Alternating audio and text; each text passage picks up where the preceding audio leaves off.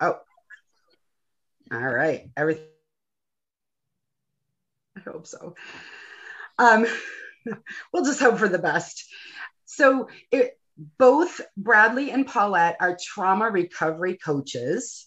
So it's been really exciting to connect with them in trauma work, doing trauma work together. And Paulette, again, we met in person. She introduced me to Brad.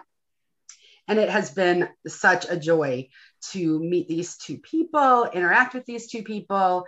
And this June is NPE Awareness Month. We clearly needed an awareness month because it's an experience that I don't think people have even heard of or know what it is or know much about it. So given that it was NPE Awareness Month and the two of you have become pretty expert in talking about this experience. So I'm really glad you're here to let people know about it.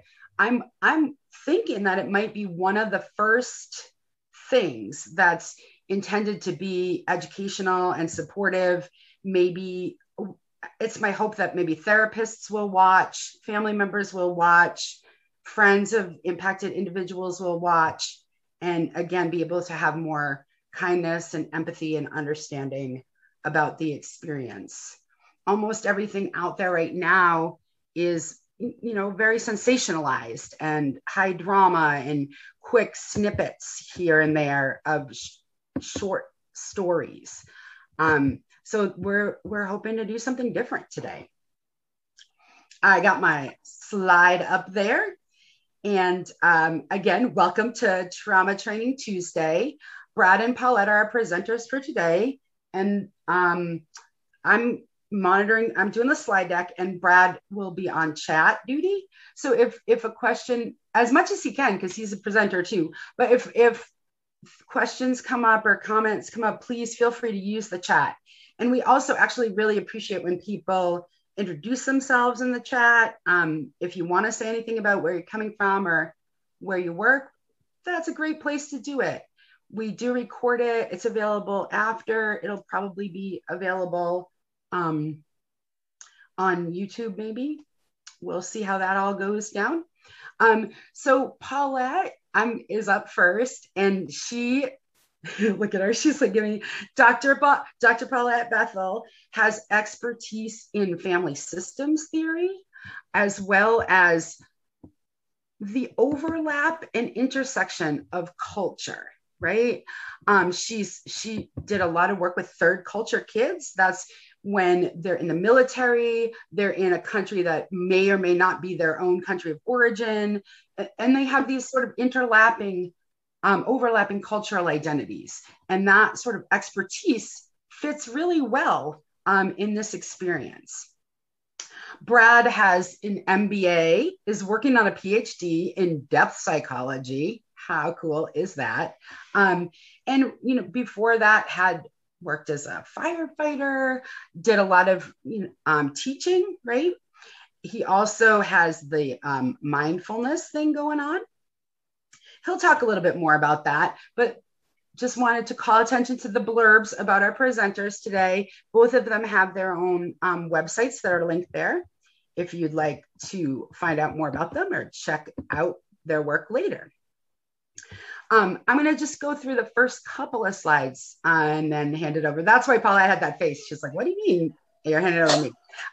She wanted me to do the little grounding in the trauma piece. So got it. As always, anything on trauma, whether you're impacted or not, can be triggering. Things come up for all of us. And part of what makes it a trigger is you don't expect to get upset or shaken or thrown for a loop by the material. So know that could happen. And if it does, do whatever you need to do to take care of yourself. If that's turning off your camera, getting a drink, all of that, we want you to be sure that you put your emotional health as the top priority for today's session. And again, I said it earlier, but we're hoping that this session will give people that aren't impacted by this trauma a much better understanding of what it's like for people that are, and that will allow them to be more supportive and that will allow us all to kind of be healthier and come together. So trauma, again, and I know for most of my audience, they've heard this a bunch of times, and I'm really glad, but it's an occurrence that will be noticeably distressing to anybody. It doesn't matter who you are. There are things that we all know would be very upsetting: a fire, a murder. All those kinds of things are trauma. You can directly experience the trauma yourself. In some cases, you see something happening to other people and get traumatized. And even hearing about a trauma that occurred to someone you know and love in the past can be traumatizing. So, and this comes out of the DSM, which is put out by the American Psychiatric Association. I don't know how to turn this down. I think that if anybody hasn't been able to mute themselves, I think Paulette and Brad, you guys can probably do that too. I think you have the ability to do that. So I also wanted to take the National Center for Traumatic Stress is here in Worcester. There's a national center that we've worked with closely at Worcester Addresses Childhood Trauma.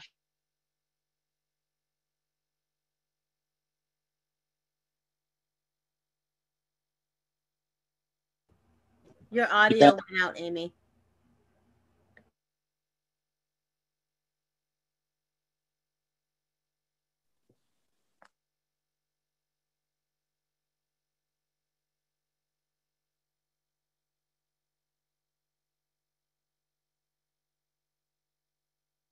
Right. If you can't hear me, Paulette, can you jump in? You're back. Okay. Your audio is back. You're back. I'll jump in if you go out again, okay? Okay, good. I didn't know what was going on. I'm like, can they hear?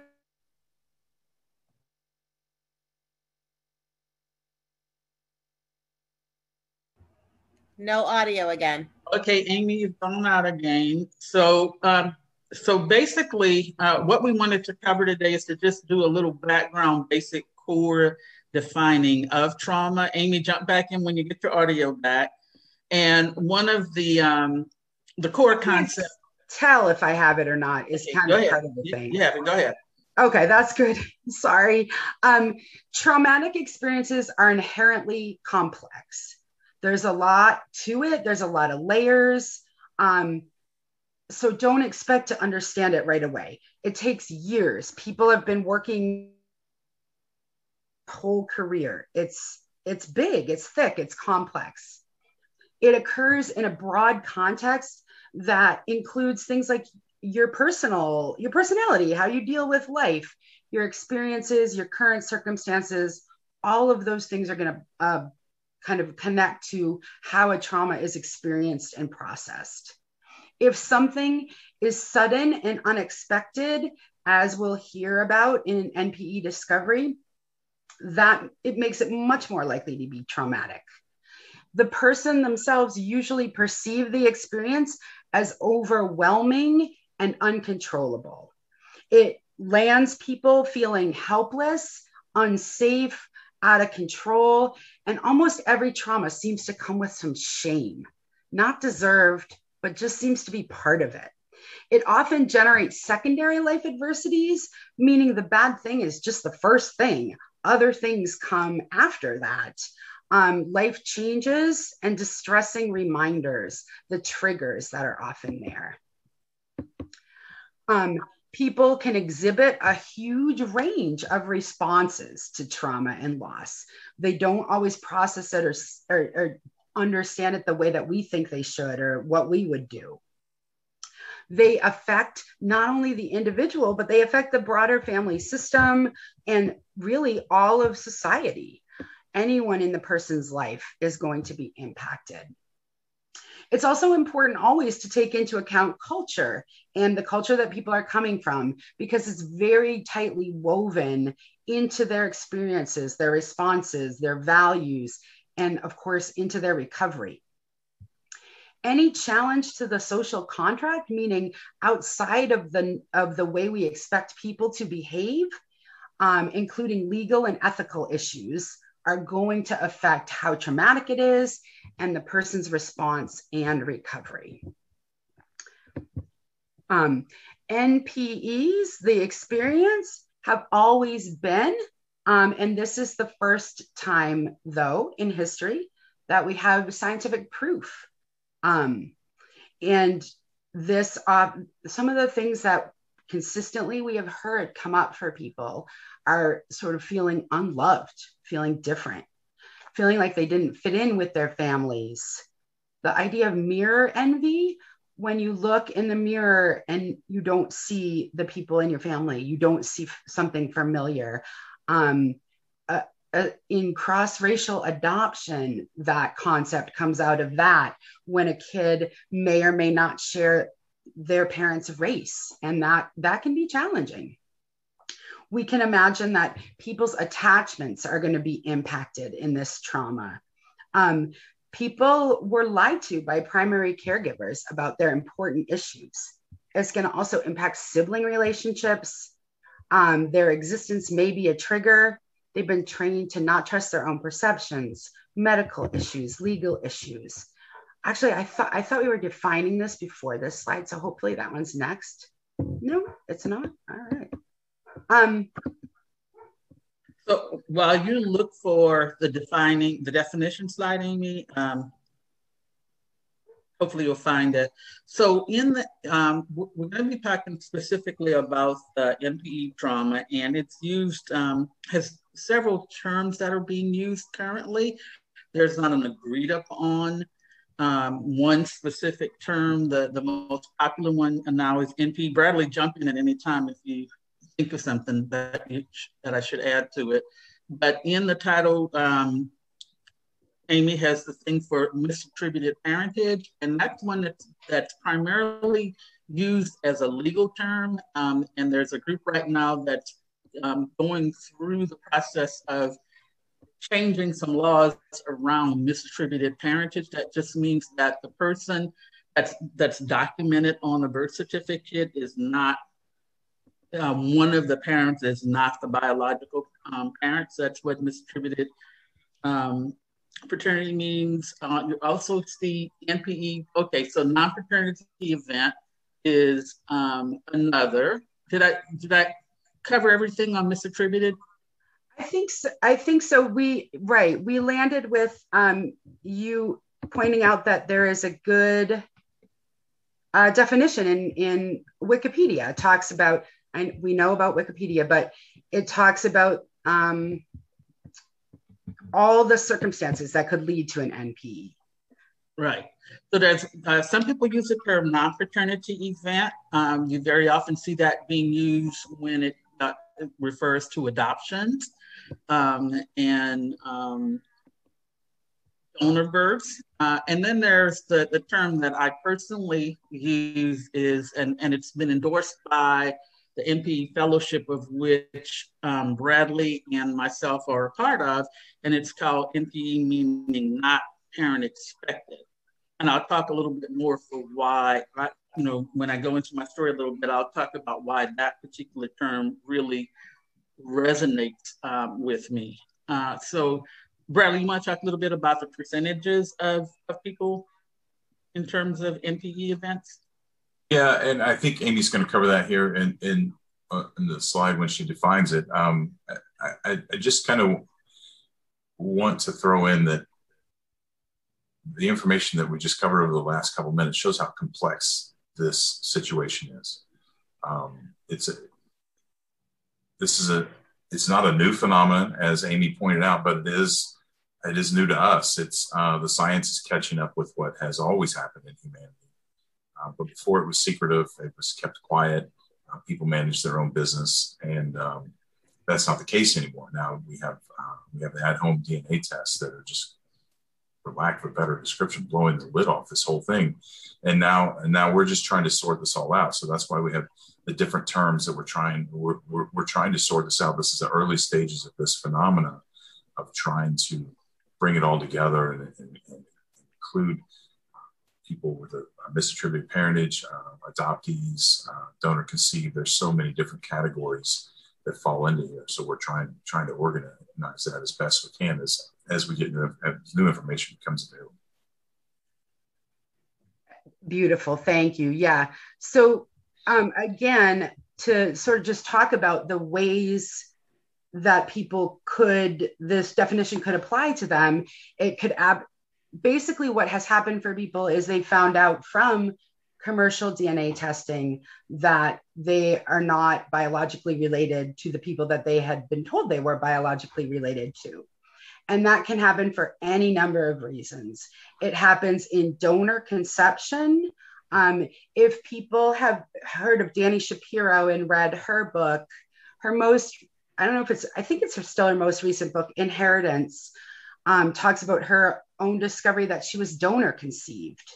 At the time, there were not a lot of laws, guidelines, regulations around donor conception. So people, didn't get that information. The intent was that they would never know that information. The donors had no intention of being in the lives of the children that their donations created. Obviously, a sexual assault, a rape, could be a cause for a non-parent expected event. A woman has another partner that raises her child as their own. There could be have been an affair, an infidelity, some other sort of way that the woman got pregnant from someone other than the person that thought they were the father. I can't, does that cover most of the situations? That covers most of the situations, right? Sometimes, there are even bizarre things like switched at birth. People, thought that their mom was really their aunt, grandparents raising as their children. All of these things happen in families. And now for the first time in history, we can see it. All right, I think that's the very last thing I'm doing. Fortunately, I'm gonna shift it on over to Bradley Hall to talk about his experience, and I'm gonna mute. Okay, all right. So I'm grateful to be here and be a part of this, and honored to connect with Amy and Paulette. I met Paulette at a conference, actually the same conference Amy met Paulette at, just a year apart from each other. And I wasn't able to make the one that Amy met Paulette, but Paulette connected Amy and I together. And it's been frolicking in fields ever since. And that's, we've really developed a great friendship and exploring the depths of how trauma is intertwined with this phenomena. So I'm grateful to be here. Is there anything specifically you wanted me to say here before we move on to the next slide, Amy? Just out of curiosity. No? You don't have to say anything specific at all. Okay, I was just curious. Go to the next slide. I think the next slide is you talking about identity. Yeah, so my thing with this is really kind of moving forward and trying to pick up the pieces. What makes this relationship with Amy and Paulette so interesting, because we each bring something different to the table that we're passionate about, that we're knowledgeable about. And mine is really kind of where do we go from here? So a lot of the talks and lectures that I give is about the identity, and Paulette does a great job and she'll talk a little bit about the identity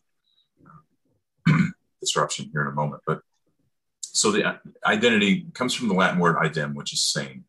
And the characteristics determine who or what a person the thing is. And I think we all know what an identity is. But I think the key here with this slide is that there's a perception that goes along with our identity, that we perceive who we are based on these characteristics. And that we believe this is what we are. And this is important with an NPE, because during the discovery, with an NPE discovery, half of that is immediately removed from the equation.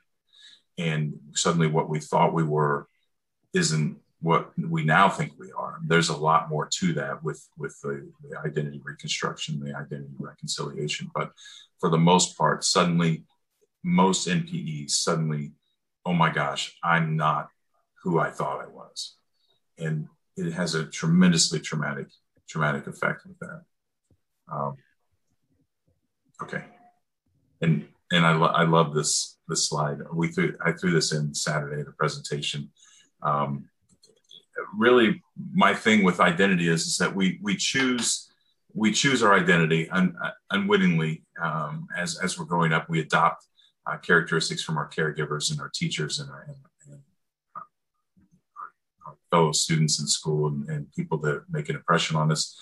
But we think this just is. But one of the this is the proof that I give. A very funny proof is that we get to pick and choose. That everybody chooses to be Irish on St. Patrick's Day, right? You know, everybody's wearing green and going to the Irish pub or going to the Irish festival or whatever the case may be.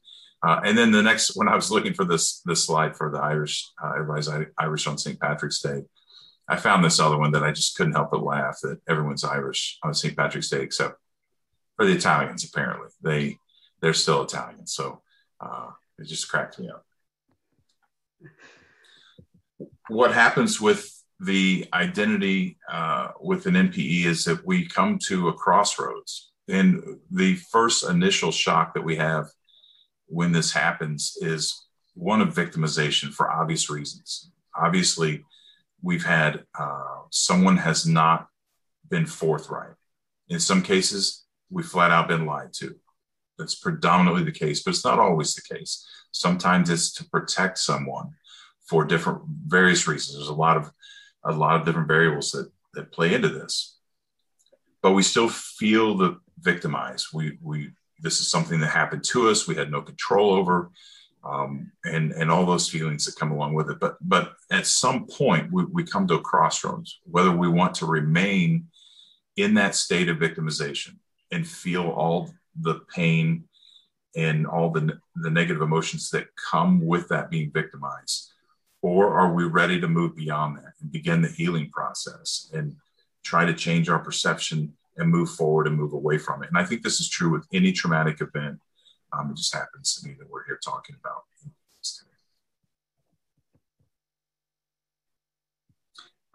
this is a picture of, obviously, myself with Catherine St. Clair. She's the founder and director of the NPE Friends Fellowship, and we're here with Dr. Bethel and Rita Braver from CBS Sunday Morning, where we appeared on a special about NPEs. And we'll pass this on to Dr. Bethel.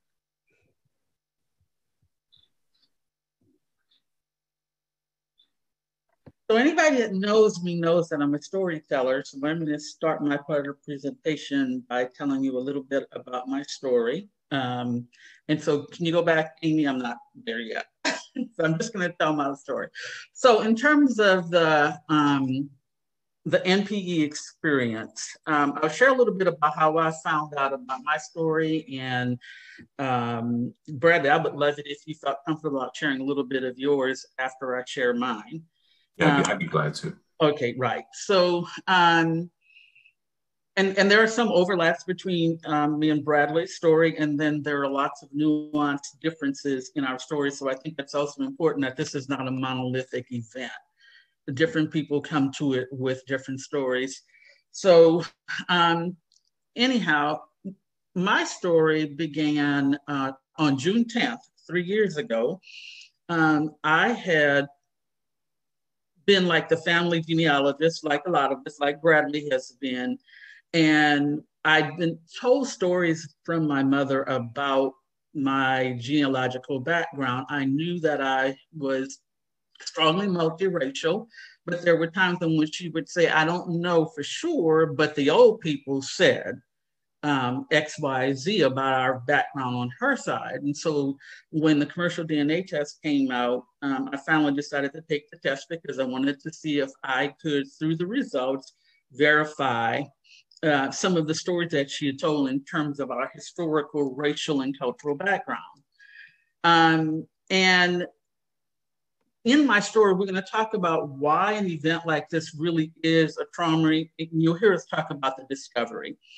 So on June the 10th, 2018, I had gone to Ohio to do two things: to see a friend receive an award, and then to go meet for the first time one of the people in a Louisiana genealogy group I was in.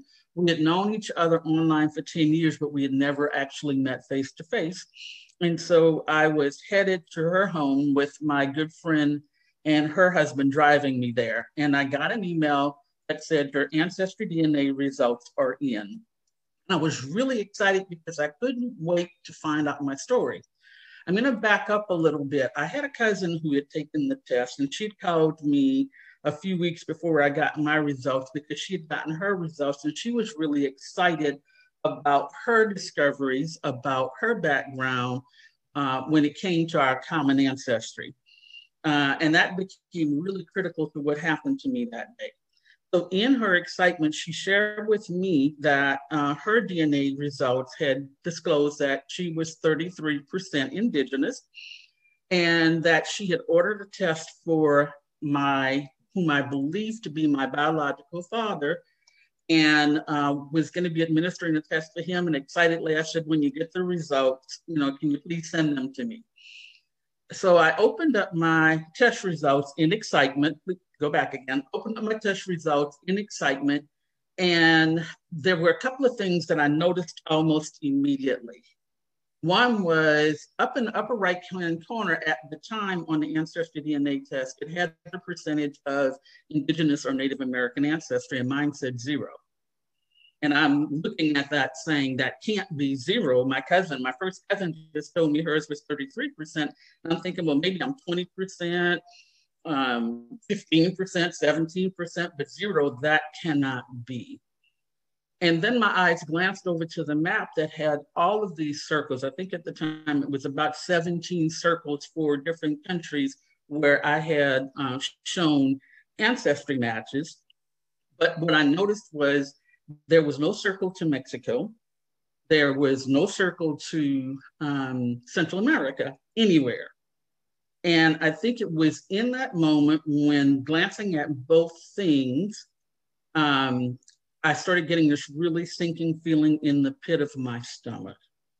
And then I looked to see if my cousin showed up on my results, and she did not.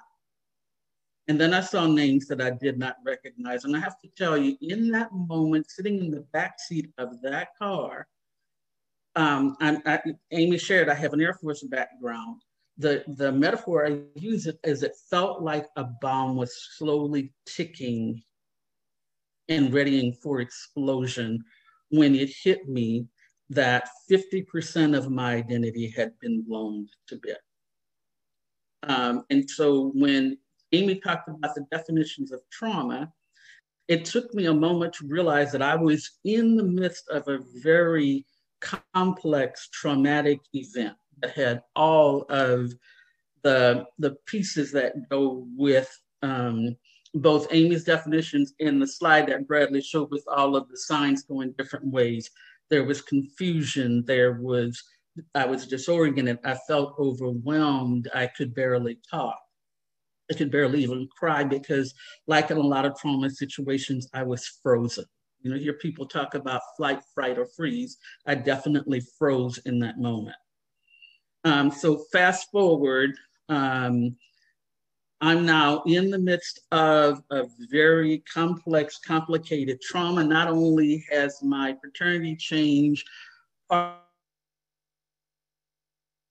of what I believed to be my culture was gone.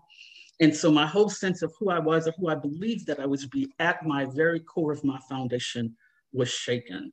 And then one night when I couldn't stop crying, I got up, I sat down, and I'm going to talk a little bit about the theory that I came up with, but I began to realize that I was not just going through grief and loss of identity, but that I was indeed having a capital T trauma experience as a result of my discovery of my fraternity. Bradley, would you like to share a little bit of your story before we move forward? Yeah, of course. So in my situation, I knew I knew growing up that something was different. I just obviously I didn't know what it was, and I had even when I look back, I'm 6'5" and 250 pounds and athletic, and I'm a musician, and my dad is 5'10" with, and I had blonde hair and blue eyes. My dad's 5'10" with black hair and brown eyes, and he's a mechanic and a bowler. We couldn't have two more completely opposite people. But I had asked, playfully so, but asked if I had been adopted or whatever. It was emphatically denied that that was not the case. There wasn't any case. Well, I began to hear rumors as I got a little older, but there was nothing substantial. So my father, my dad, told me in 2004 that he suspected that I was not his child, and which is now, a little obvious. I still put that away. My mother emphatically denied it again, and she wasn't really a person that you pushed this type of subject with. So I put it away. In 2018, we had some friends who had done an at-home DNA test, and their results were their ethnicity results were so unexpected. They had a lot of fun with it with a family get-together where they gave their results at I think it was a family gathering for Thanksgiving, and just surprising people with the results they had, and had a lot of fun with it. So my wife and I decided to do the same thing with the at-home DNA test, either not thinking or at least consciously thinking. Maybe I knew unconsciously, I don't know. I didn't expect the results. When we got the results of ethnicity, I didn't realize that there were DNA connections that were to come through. And like Dr. Bethel said, I suddenly was looking at a list of names that I didn't recognize. And I approached my mother. She said I was spelling names incorrectly, that I didn't know what I was doing with the program or whatever.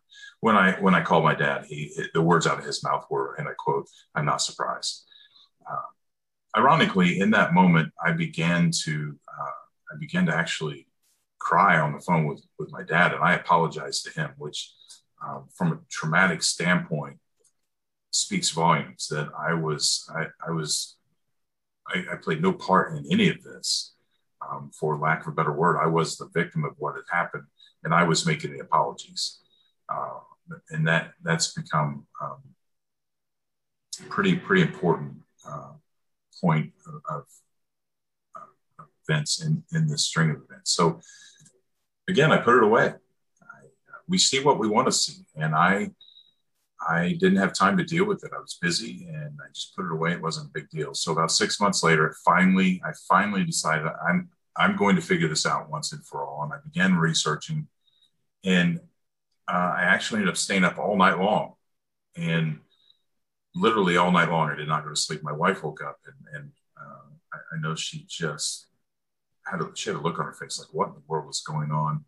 I explained to her that I had done all this work and I had found all this information, but I couldn't connect it. I didn't have a missing link. I couldn't find my biological father. I thank God for her every day for a lot of reasons, but she calmly sat down with a good night's sleep and a refreshed mind, and her smartphone asked me a couple questions, and within minutes she produced the obituary for my biological father, and everything finally connected. And then at that point, I sent a message to someone on my Ancestry DNA, name dropped.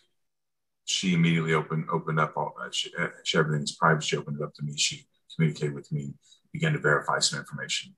And at that point, it was so overwhelming. I can't begin to explain here. I was finally relieved I had an answer, but now we had a new set of problems. I had to deal with this elephant in the room, with this specter. And it was emotionally overwhelming. I immediately went to frustration and anger, because I knew the problems it would cause to deal with my mother and the family, and there was just so much to come. My sisters were now my half sisters. Did I have any other siblings? I had a whole new family I had to meet. Did everyone know? Did everyone on my mother's side know? Did everyone on the man I call my dad, did they all know? Who didn't know? There was so much to it. I was just absolutely overwhelmed. And in my case, it manifested into frustration and anger. I'm at the point in my life where I know how to deal with that. And I spent a lot of time exercising and boxing and doing jujitsu just to burn everything off. But it was intense. It was extremely intense. Luckily, I immediately found the group. My wife found it for me.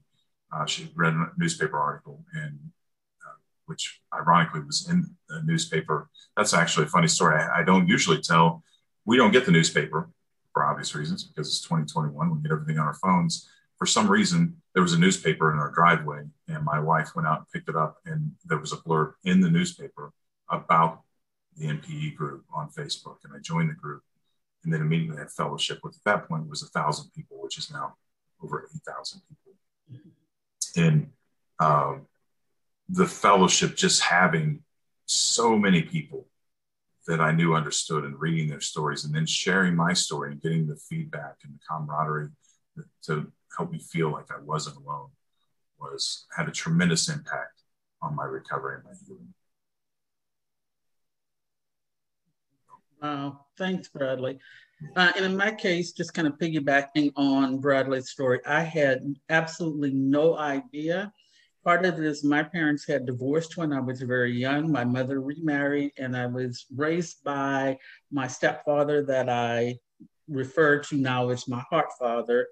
And so I wasn't around my birth family a lot. I was really close to the cousin and her mother that I mentioned.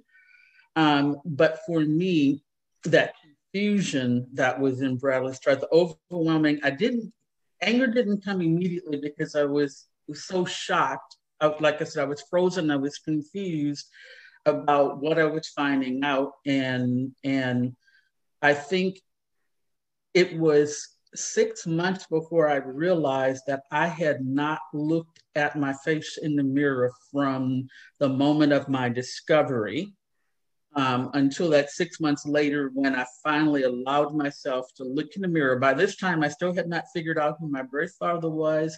In my case, I had a cousin who began to reach out to me through Messenger on Ancestry DNA and ultimately became my partner and now a very close cousin for helping me to begin to go down that journey of discovery. My mother was deceased, and most of the people that may have known anything in my life, I'm in my late 60s, were already deceased. And as best as I could tell, my mother probably went to her grave believing that her secret was intact. So that's a little bit of my story. Amy, can you go to the next one?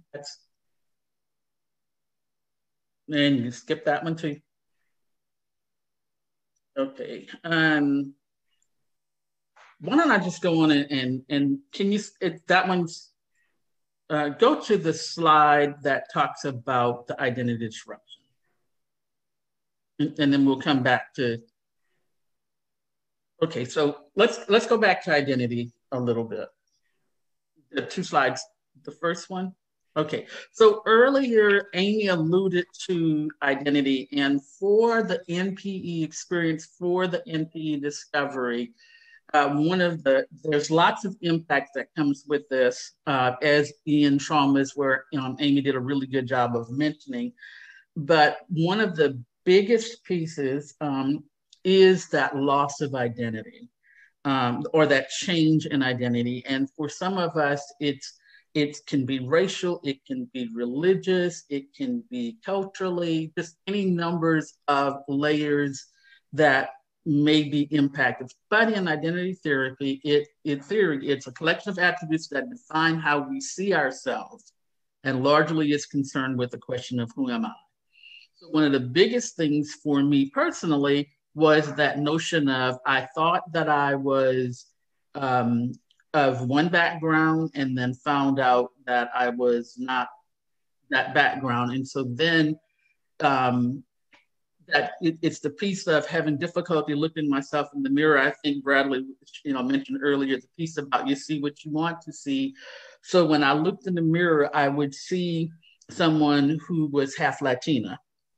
And then when I finally really looked at myself 6 months after my discovery, I began to realize I no longer saw her. She was not there in the way I had seen her before. But our identity reflects who we are, what we value. As Bradley mentioned, our identities are not chosen. We internalize our sense of self as children growing up based upon the foundational notions that were given by our parents and the dominant cultures in which we live. They're housed as metaphoric, gut level meanings versus literal meanings. So in my gut, I had a certain identity, and then that was shaken. So, and knowing one's identity directly impacts and increases our self-esteem. It reduces depression and anxiety. So within the group that Bradley mentioned, you will hear people sharing how their self-esteem has been impacted. They're dealing with depression and anxiety. I think I cried nonstop for 6 months because it was such a blow to my sense of self. Next, Amy.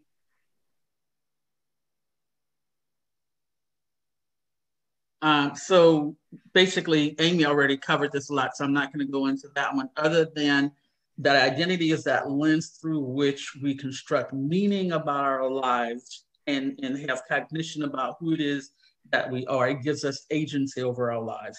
So for Bradley and myself, and it's being estimated millions of others, that it doesn't just come with the taking the answers to DNA test or 23andMe or whatever test that you take, but sometimes I think the hit is much harder when, like in my case, I had no idea. I had taken the test for fun. I had taken the test to, as a genealogy sleuth in my family. And so I didn't have preparation. I think it was about 30 seconds to a minute, and I knew something was drastically wrong.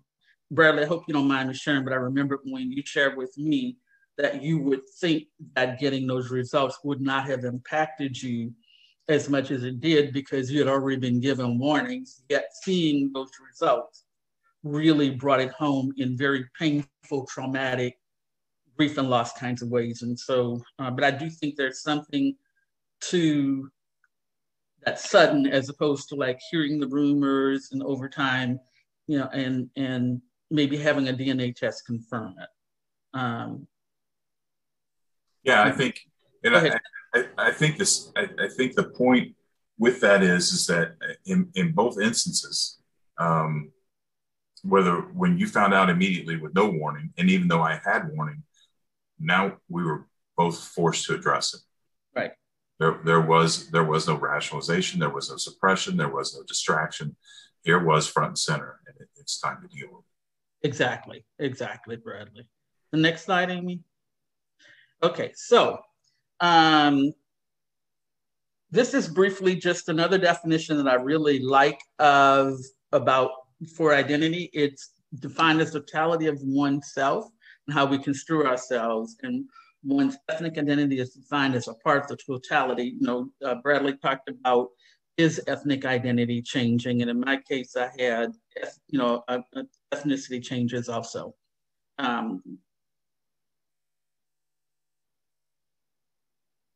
Okay, so Amy, go to the other slide, and I'll come back to this one. No, go forward. I'm sorry, to the diagram that I did.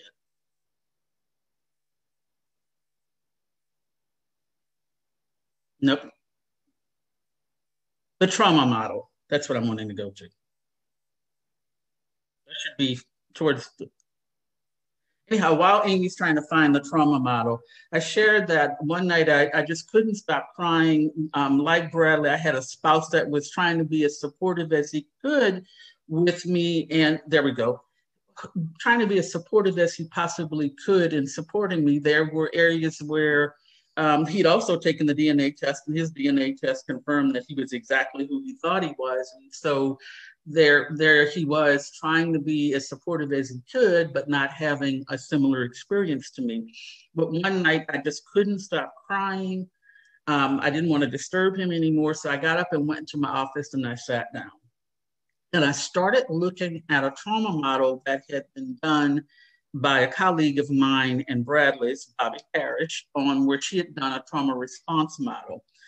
And when I was looking at her trauma response model, I started realizing why, when I was trying to use the Kubler-Ross grief and loss model, it wasn't really resonating with me. And now I realize it's a component of it.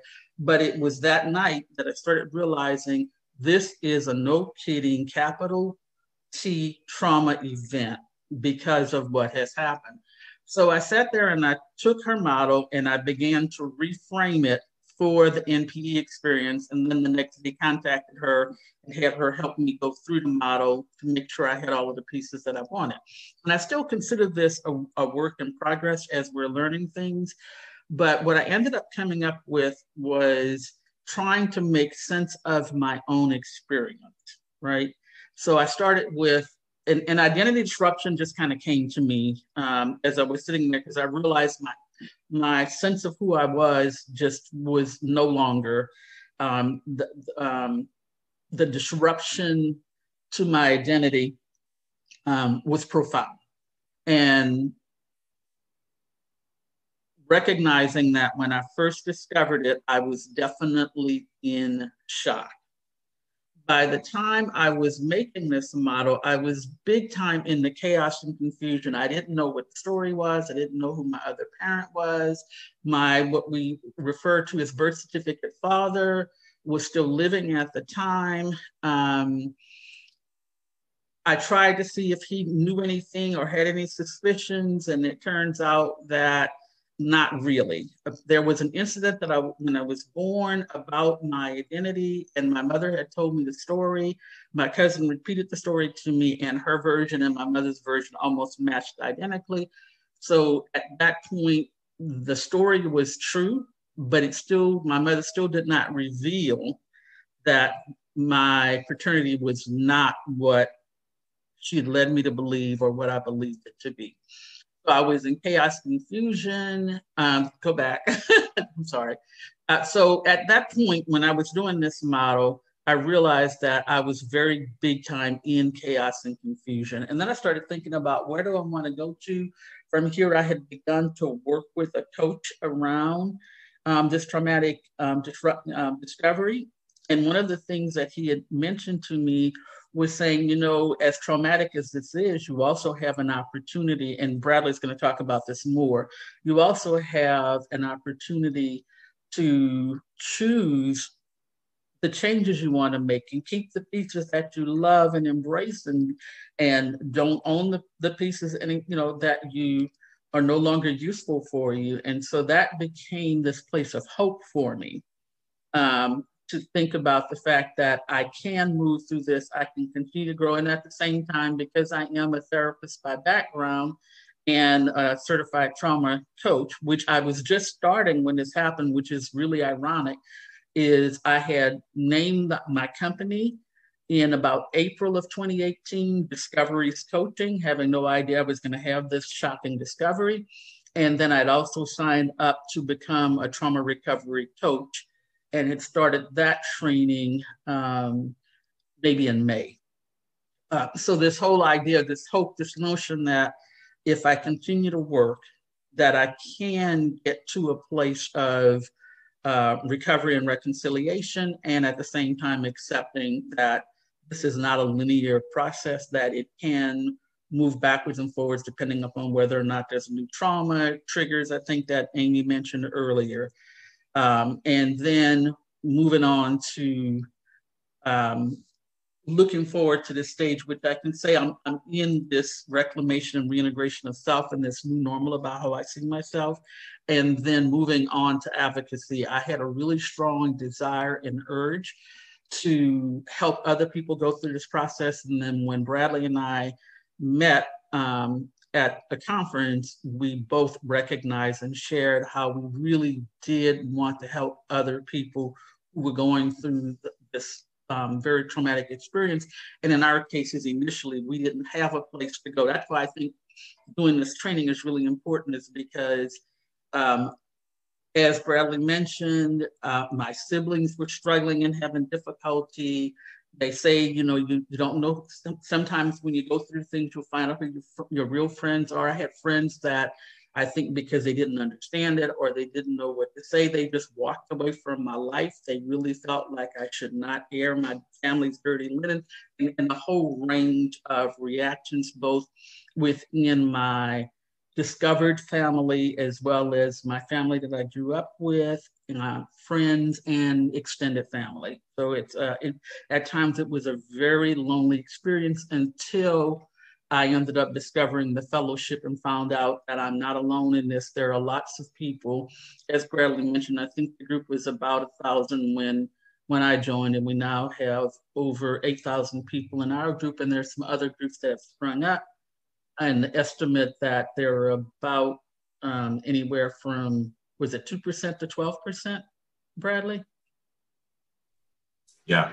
Right. So the numbers are, I think, going to become astronomical, especially as the prices of the DNA testing continues to lower and more people get the test. Ancestry, not Ancestry, but one of our colleagues, Brianne Kirkpatrick, who is genetic counselor, used to be with Ancestry DNA, pointed out to us that Ancestry DNA, when they do the sales with the holidays, our group, the NPE Fellowship Facebook group, what would you say, Bradley, about 6 weeks after a holiday event, 6 to 8 weeks after a holiday event, we get an influx of people signing on to be in the group because they've had their discovery. So it's more. They brace for it every year. They tell us in the group, we are getting ready. We're expecting an influx of new members because of the holiday sales in itself. Okay. I think Christmas is the big one. Okay. So very quickly, Amy, if you go back, I'm not going to do all the slides, but just the one where I define identity disruption. Okay, here. This is also, I call this my work in process also, is I began to sit and try to come up with definitions for the NPE identity disruption. And so certain life events can negatively impact an individual's identity and cause disruptions in their sense of self, place, feelings, belongingness. You know, I talked a little bit about friends that have walked out of my life because they, for whatever reason, and I try not to judge them, but for whatever reason, they were not able to be in this space of trauma with me. And so I'm probably going to update this. Okay, let me see, Bill.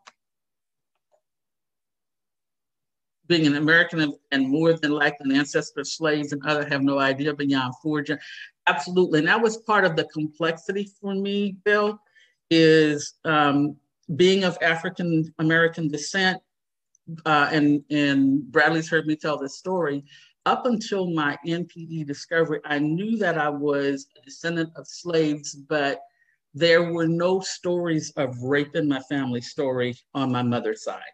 And then on the mixed American side, there was not slave narratives there. But with the discovery of my new family, I now have where I am the descendant of an enslaved woman who fathered my great-grandfather. And so it really did also have an effect on me as a woman of color, as an African-American. And so it was, to me, last night I was talking to Amy, and Amy talked about what did you call it? The multi-layered complexities of my identity. Right. So this just adds another layer to already complex identity. So at that point, because Bradley, I wanted you to go in and get into your part, but before that, does anybody have any questions or comments or?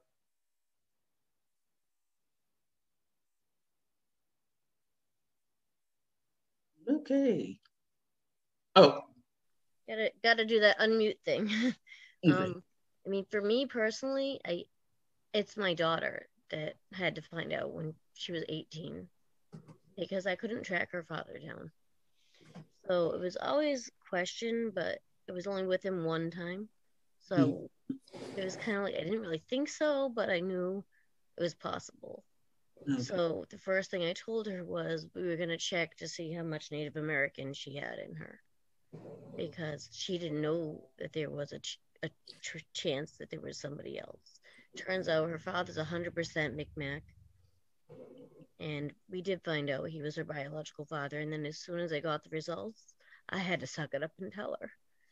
And it was the hardest thing. Because the guy that wanted to be her father, he knew there was a chance. He didn't want to test. But his entire family raised her. And so, luckily, when she told them, they are still all there for her, but there's a part of her that thinks they're not looking at me the same. In terms of her family that she presumed was her family? Yes. Okay. But they're still there for her, but she thinks, in the back of her mind, she thinks that they're looking at her differently. There may be that sensing part on her part of Bradley talks this. So, and I appreciate you sharing your story with us and the vulnerability with which you shared it. It's not easy. Amy, hopefully, if we have time, is going to talk a little bit about the family dynamics and how the family is impacted by this. And so often we don't get to hear the mother's story. And so I really appreciate you bringing in the perspective as a parent and having had this secret that you eventually, sounds like, chose to share with your daughter. Bradley. Yeah, Missy, thank you. So to expand on what Dr. Bethel was saying, there's a lot in the group with many of the people that we work with, we talk to. There's a lot of animosity that goes towards the mother. And the three of us talk a lot about this, that times were different then. When we're talking about back in the 1940s, the 1950s, the 1960s, the 1970s, even into the 1980s and 90s, the world was a completely different place. So, and so when you tell your story, you're in a unique position. You have an opportunity in front of you that some mothers didn't, and maybe made, and some did it for nefarious reasons to protect themselves. Some did it to protect the child. I think I mentioned it earlier. I think you're handling it the best that you can. I want to praise you for that. It's not an easy situation. The truth can be hard. The truth can be ugly. It can be hurtful, but the truth will set you free in the end. I promise you. I have 8,000 people you can talk to who will back that up. So I think what's really unfortunate is neither father ended up being a father, but she had her non-biological father's family. So she always had lots of cousins, lots of aunts, uncles, great-grandparents. On my side, all my grandparents had died when I was young. So I am very grateful that she had that.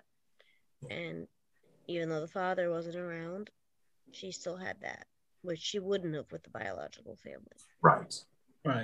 Right. And we talk about that a lot too. A lot of people have, human beings have the tendency to look at something and always see the best in whatever they're looking at. And I realized, like in my situation, my birth surrogate father was an alcoholic who moved out of the house when I was 7. And I didn't have a relationship with him until I was an adult. It'd be very easy for me to look at the other side and say, had I met my biological father, I would have had a biological father and I would have had this family that came with it. I don't know that wouldn't have been worse. And so we just have to we have to find the gratitude in the situation that we're in and be grateful for the good things that are happening. And that is certainly what you've done here with your daughter. And I just think keeping the lines of communication open and doing what you're doing and talking with her about it.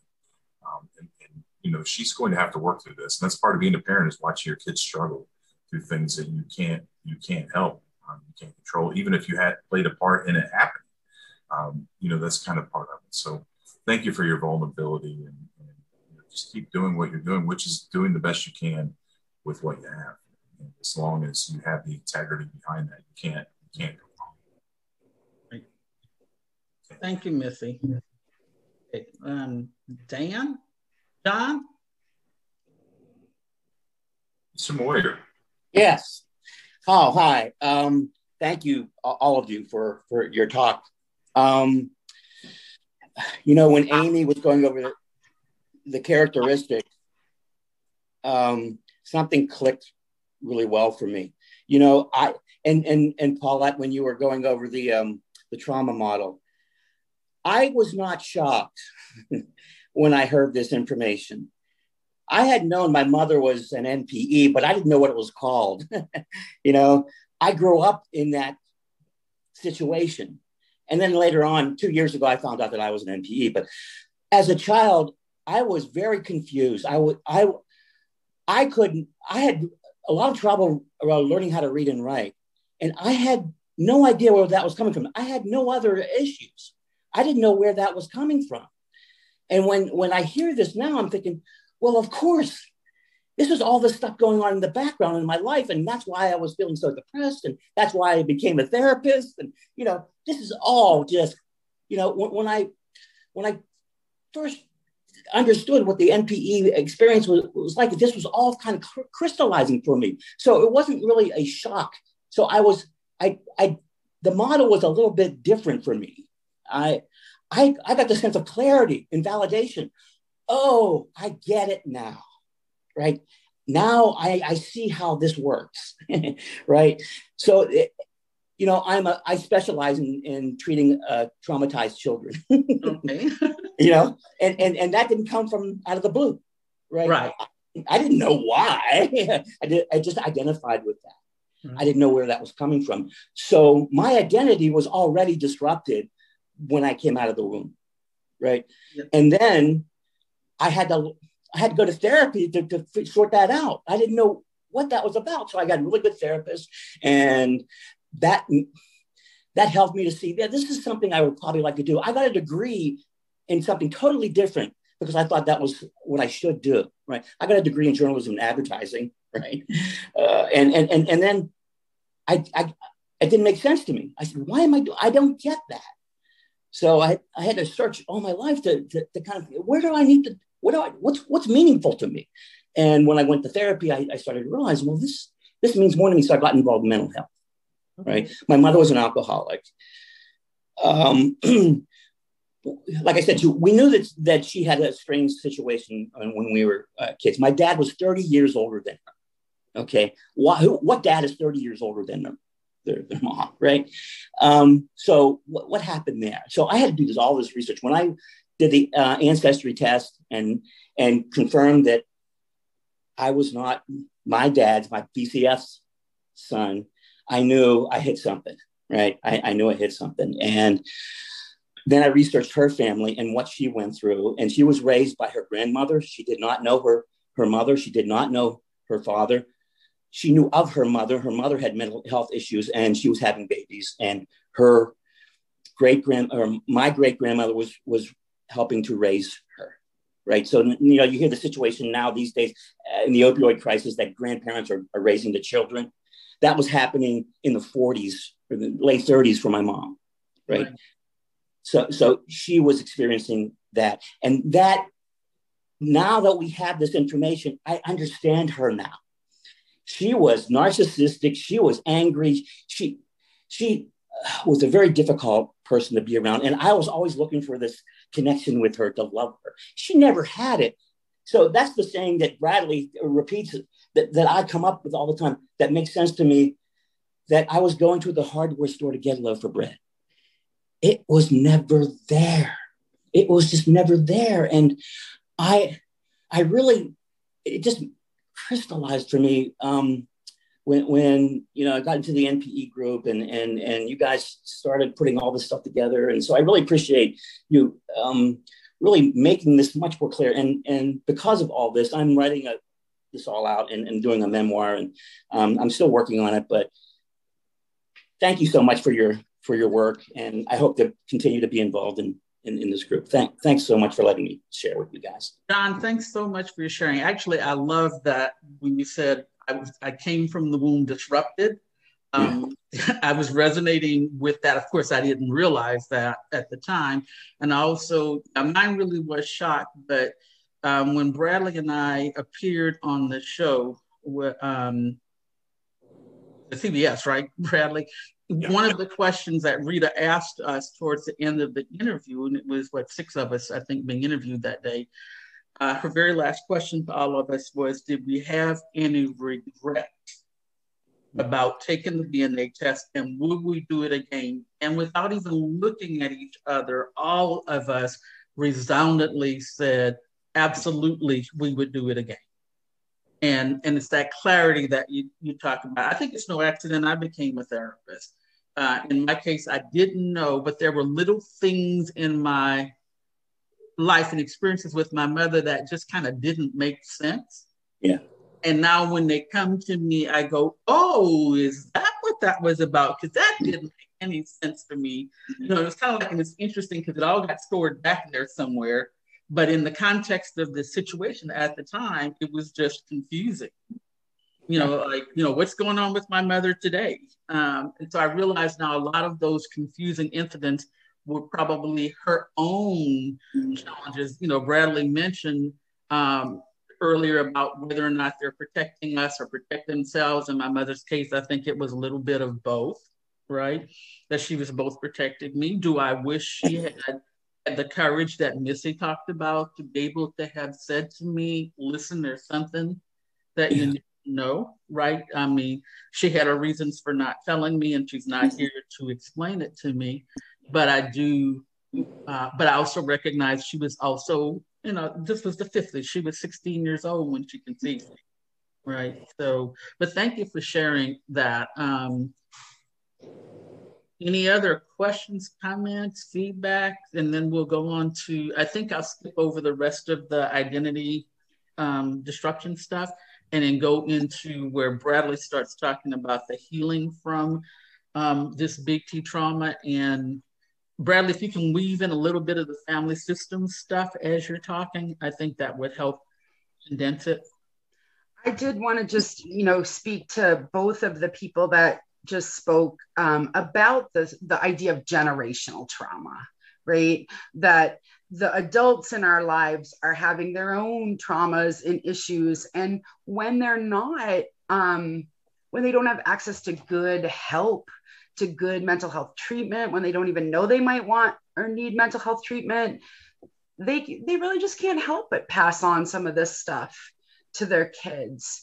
And, you know, that's why this project is called Addressing Childhood Trauma. And we address the childhood trauma by helping the adults, right? Like when the adults are happy and healthy and have all their needs met, then they can do the best for their children. But if they don't, the cycles continue. And so, yeah, it's exciting to be, you know, to see people breaking the cycles for their family, either by disclosing this themselves or to a family member, but dealing with it, coping with it is the work, and the work will ripple out and it makes a really big difference. Do you want me to put the deck back up, Paulette? You want me to do Yeah, like I said, I'm turning it over to Bradley. Turn it over to you, Bradley.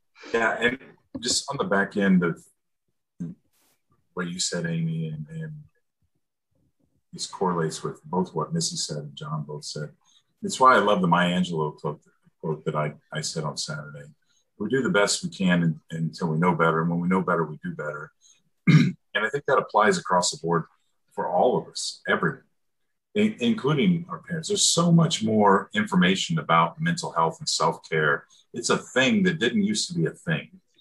And society was so different. And like John said, I just had this conversation with my wife this morning that I see my mother, I see her trauma. It's written all over, and I know her story. I know what she went through, and I know how it's manifested. She doesn't, which is what makes it hard, because I can't penetrate that persona. I can't penetrate that ego armor that she has. She's in such a defense mode. She can't hear what I have to say to her that I think can help her. And that's normal, right? For people who suffer trauma, we all know that.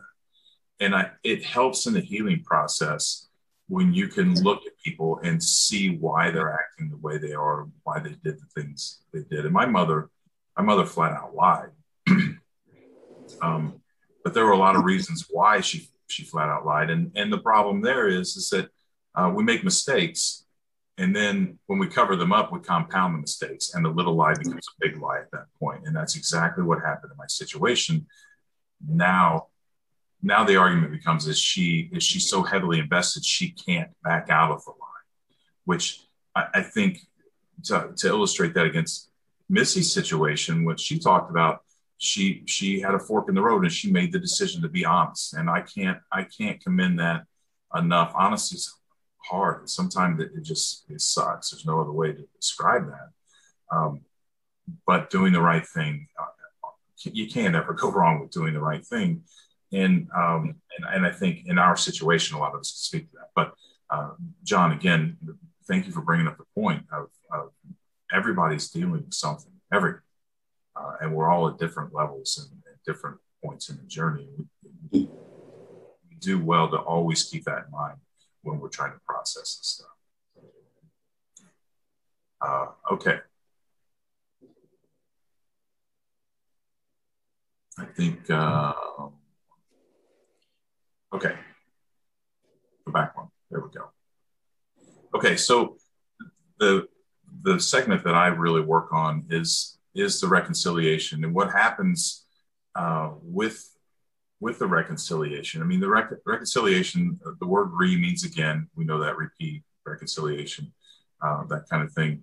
And the conciliation literally means to bring together again. So when we're reconciling, we're bringing something back together that was formerly together and is not together now. We understand this with our identity, that our identity has been disrupted, as Dr.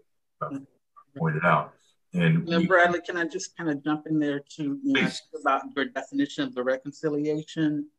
Is this notion of with that disruption, it's like all these pieces fall on the floor, like dropping a puzzle on the floor. And so these pieces are all scattered, and it becomes really important that we begin to learn how to put those pieces back together, and create a new identity or a new sense of self. So that's kind of what to throw that in is I do look at it as a puzzle just being dropped on the floor. Yeah. And then trying to put the pieces back together. Yeah, for sure. And in an NPE situation, someone who just suddenly finds out this news, they aren't just the pieces that fell on the floor. They're half of the foundation of their identity was just completely blown out from underneath it. It's gone. It's not there, or at least the appearance that it's not there. And Dr. Bethel mentioned this earlier, and I'll talk about this here in a second. It's always there, and we can pick and choose what we want when we begin to understand the foundations of the identity. But for the initial shock, it's for an NPE. It's just suddenly, I thought I was half Irish or Italian or African or Hispanic or whatever the case may be. And I think Dr. Bethel's point is that she thought she was Native American, and suddenly she's not. So what do you do with that?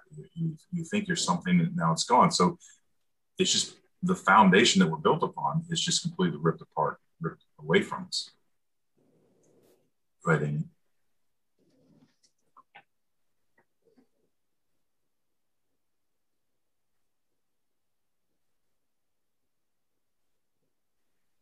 So the identity reconciliation is bringing it back together and making it whole. And we want the identity to function and have a healthy identity. And everyone here understands that.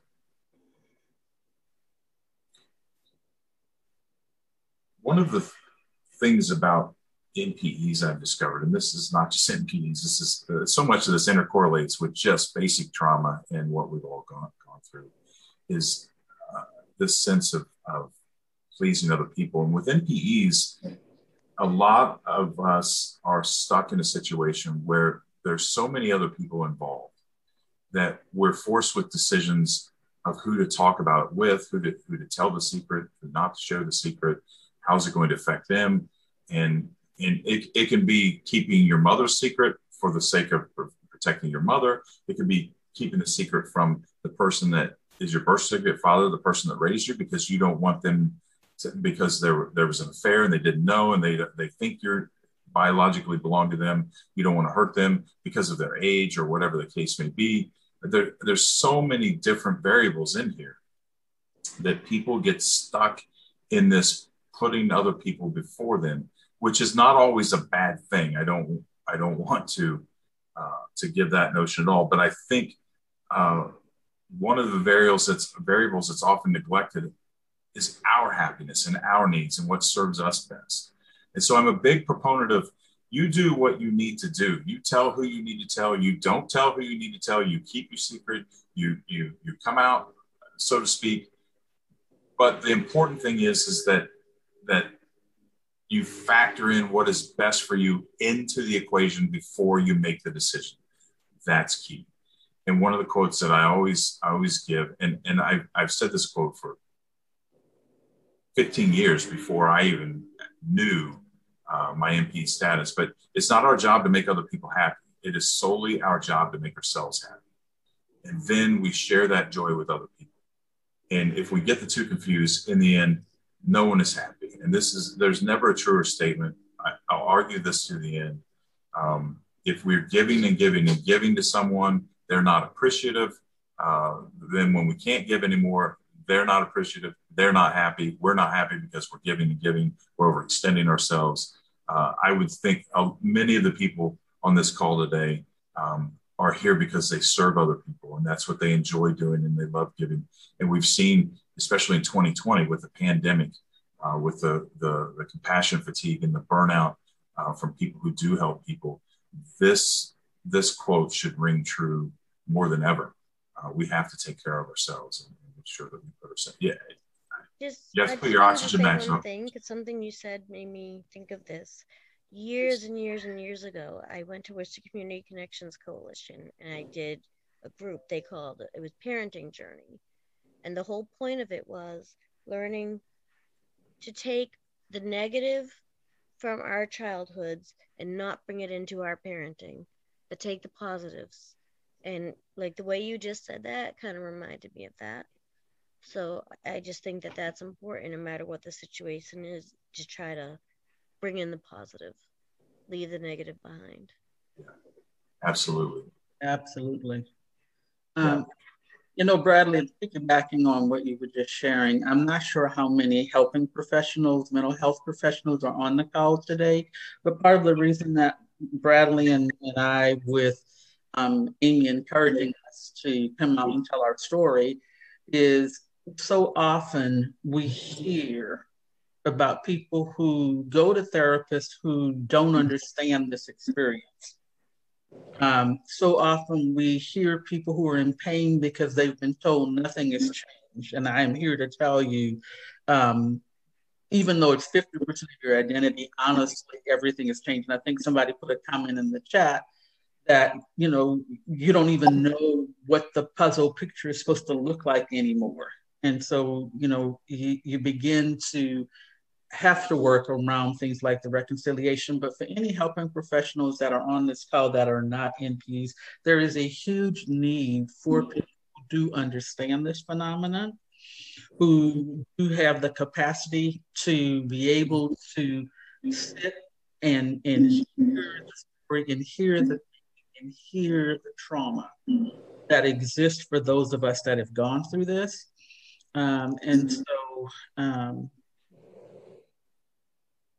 It is life altering. It is life changing. As a therapist, I recognized, like John, I needed to go to therapy. And the person that I chose had never heard of the term, had no idea of what it was, but he had an amazing capacity to just be present with me and allowed me to educate him about what was happening, and then him in turn, in connection, in communication, in relationship, helped me to begin to slowly heal. And so I can't say enough about the good that happens when we have helping professionals that are able to be there with us. It's a huge loss. So the loss and the grief is there. It's a huge loss. And some of us are shaken to our core, shaken to our foundation. Yeah, and And as Sharon just pointed out in the chat, she gave her,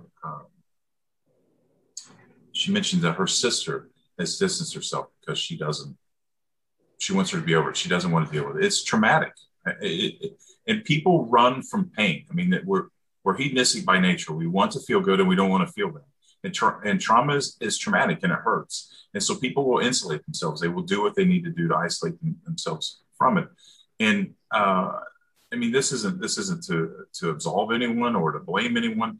It's just the way it is. And when we understand human behavior, it helps us process this. So in Sharon's case, with Sharon's sister wanting to distance herself, that's her decision. She's a human being. So the way I look at this is, Sharon, you make the best decision of what's best for you, and you allow her to make her decision what's best for her. And Right. hopefully, eventually, as she's gotten used to it, gets a little more information, her perception will change and she will be able to come back to you and be able to reconcile. And it may not be right now. It may be 6 months from now, maybe a year, maybe never. I don't know. But we have to do what's best for ourselves and let other people do the same. And then respect that. I agree with that, but I also liked what she said about trying to get some kind of handout. It's kind of like if somebody's in recovery from drug addiction or alcohol, they have like the friends and family groups to kind of give them a way to understand. So maybe one day, it might not be now, but maybe someday that's something that could happen. Well, and that's exactly. And that's why NPE Awareness Month is so critical. That's why the work that Amy and Paulette and I are doing we're trying to get the word out. We're trying to, it's so new. It's so new. And we've had a lot of therapists ask us for information so they can work with the clients. With their clients come to us, say, my therapist wants me to get them information to bring to them, because we need to get the word out. And that's what we're trying to do, and normalize it a little bit, reduce the stigma and get people to deal with it. It's just the DNA kits came out and I don't think anyone saw this coming. It just, even the companies, I think, were probably like, whoa, they don't even know how to do it. Yeah. Which is a I didn't completely even different do topic the for another day. 21andMe or whatever they're called. I just did a basic paternity test. So I can see how different it can be when you're doing the ones that show different, your different backgrounds, your, different races, all that stuff. It's got to be even more huge. Right. It just adds to the layers of complexity, I think, Yes. when it happens. And in terms of where I'm looking now, I'm not sure who would put the thing about the sister. I think Bradley is right on target when he says, we're all in this experience. I am a family systems person, as is Amy. And when you think about family systems, when things like this happen, it's not just happening to us, it is reverberating throughout our entire system. So when I opened up the results, or when Bradley opened up the results, it was in that moment, it was a very individual experience, which then populated out to my siblings. And then learning that I had new siblings. So I went from being one of 10 children, of which 9 of my siblings were whole siblings. And I always knew I was to have siblings. So it kind of accounted for my differentness, because it was understood that I was different in my family. But now that I know who I really am, I realize that my differentness was entirely different than what everybody presumed it to be different. But it ripples out from, within the person that is going through the biological discovery into our families and our relationships with our parents and our siblings, or even some of our close cousins. And then it goes out into the extended family. You have the aunts and the uncles that they come from the generations of the no talk rule. So they may say you don't want to discuss it. On the other hand, I had a soon-to-be 100-year-old relative that was so open and so embracing and so caring about the discovery about me. So it's a range of experiences. And she was the one I expected not to be that way because of when she was born. It goes out into the social level where, we're being impacted not only by our friendships, our relationships. It affects us in our workplaces, because, people at work may not understand why, you're not as happy-go-lucky as you may have been 2 weeks earlier. So it goes all the way up to the social level of, at the societal level, how we perceive ourselves, how we think the world is now perceiving us. I was talking to someone that was saying how at the social level, they don't see the world through the same lens anymore, because they've got the new pieces that are in there that's even changing their worldview and how they see things. And then all the way out to the multicultural level, which we've talked about, and it goes from socioeconomic to racial to geographical to religious, as I mentioned earlier, and all those different contexts that are coming in. So I think it becomes really important that we not just look at the individual that's having the NPE experience, but how all the different layers within our family systems, our extended systems, our societal systems are impeding on us. And in return, my siblings are struggling. Sometimes some won't even talk to me about it. They want me to just shut up and make it go away. Others will talk to me, but they really don't want to do it, but they understand I'm their sister. And then everything in between when you have 9 siblings. And in my new family, I have 1 sibling that's accepting me and 5 that want nothing to do with me. So it's the layers of dealing with the fallout that comes with it. And then I'm going to hand it back over to you, Bradley. I think that's also where being able to self-reconcile, which Bradley, I don't think I've ever heard you call it self-reconcile, but it really is where Bradley is a big proponent of. Now that we are on this journey, I like to call the messy middle. I don't have time to tell my messy middle story, but it can get really messy emotionally, because one day you're fine, the next day you're not. One day you think you have the answers, the next day you don't. One day you think you're feeling good, the next day it drops for you. So it's not a linear journey. It has its ups and downs. And so, as we're going through that journey, the piece that Bradley is talking about, I think, becomes even more critical and important for us to learn how to self-nurture. Bradley? Yeah. So, I mean, we just get caught up in doing things the way we've always done. And again, going back to worrying about who knows, who doesn't know, who should I tell, who should I not tell? And it really comes down with putting your oxygen mask on first. You put your oxygen mask on first, you catch your breath, you get your energy, and then you can make rational decisions and start helping the other people that need it from there. But this phenomena is so detrimental to our identity and overall well-being that it's more than just putting the mask on. I mean, we need to put the mask on and take several deep breaths and think it through, and before we can even look at anyone else. And it's as I mentioned earlier in about an hour ago, the reconciliation comes after the reconstruction. I mean, we really have to rebuild our identity. We have to. There is no reconciling when half of it's gone. It's just gone. And there's nothing to reconcile. So we have to sort through, we have to find ourselves, we have to, and the analogy I use is I'm a retired firefighter. So in a house fire, a lot of adults and particularly children, but adults will too, if they are stuck, if the fire is between them and the door, they will hide. They will shut a door, they will hide in the closet, they will hide under the bed, waiting for someone to come get them. If you're hiding in a closet under a bed, there's no one going to find you. It's just not going to happen. And so what's going to happen is that you're hiding. All you're doing is delaying the inevitable. The fire will find you. And emotional trauma is a lot like that, in the sense that if you lock yourself in a closet, or you close a bedroom door, or you hide under the bed, the fire will find you. It will eventually burn you alive. Or you can make the decision to run through the fire to get to the front door and get outside to safety. You may get some burns, you may get some smoke inhalation, but you're going to get outside, and then you're going to get the treatment you need from there to be able to heal completely.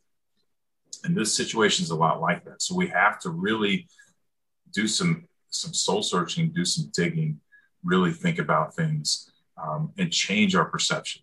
The interesting thing about this whole thing is that I jokingly say that the NPE experience rips the veil of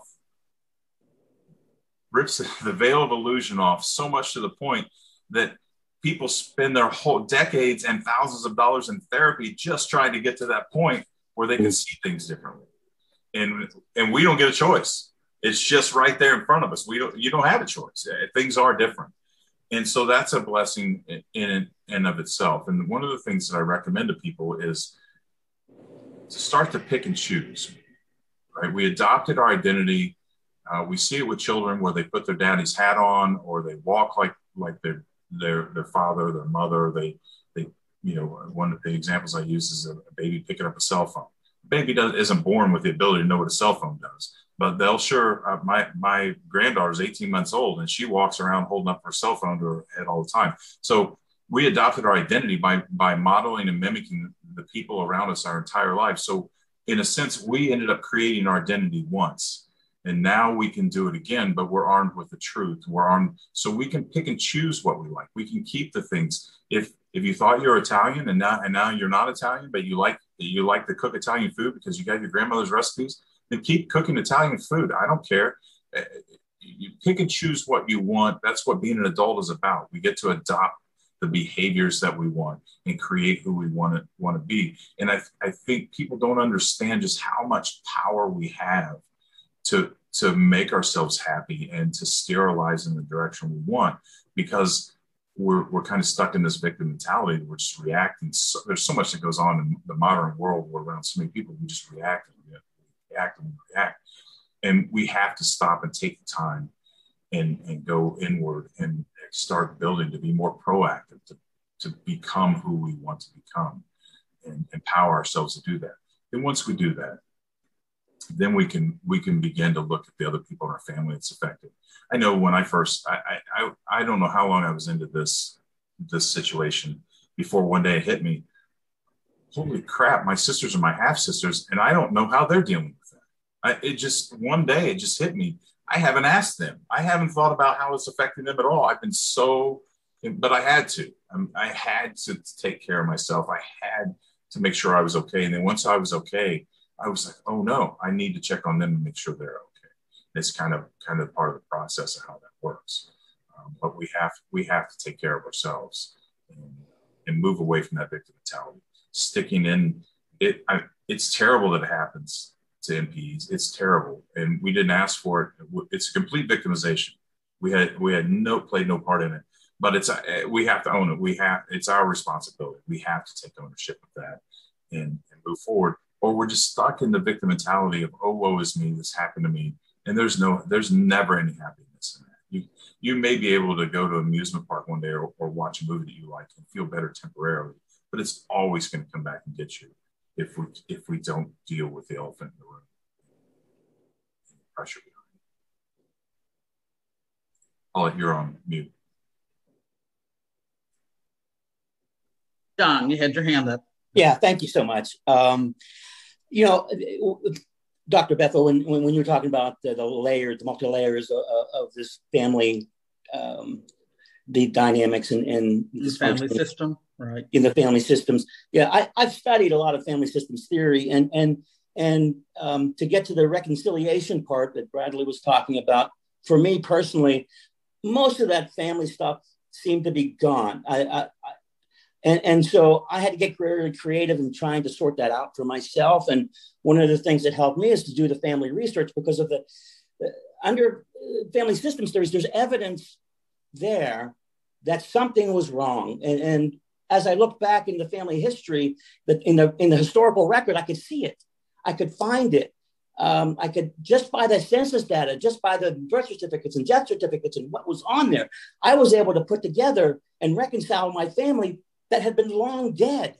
Okay, so they didn't even need to be alive for me to do this, right? In fact, it was easier for me because there was a record beyond 50 years that I could look back to. If you go shorter, there isn't any record there because it's not available yet. So I was able to sort a lot of that out, and I found out my great-grandmother divorced. She was Irish Catholic, and she divorced my great-grandfather in 1927. And I couldn't understand how could an Irish Catholic woman divorce a man during the Depression or near the Depression, right? And how did she survive and why?